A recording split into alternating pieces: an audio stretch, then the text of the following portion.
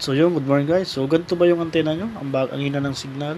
So ito yung upgrade kong nagawa. So ito naman yung naging problema niya sa hinang weak signal.